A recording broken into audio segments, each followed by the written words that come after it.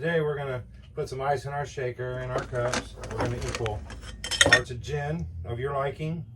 We're gonna do equal parts. So we're gonna do 4 ounces of gin. So we're gonna make 2 drinks here today. So there's one. White chocolate liqueur. Also 4 shots, 2 shots, 4 ounces.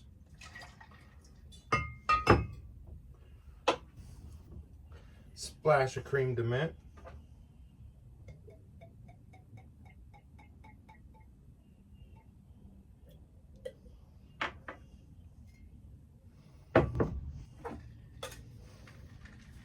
And a little cha-cha-cha.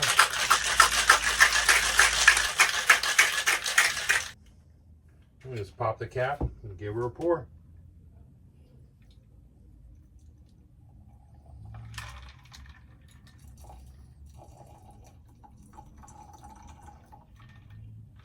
And to top it all off, little dash of nutmeg. A little more in that one. Perfect. And there we go, folks. Cheers. Cheers.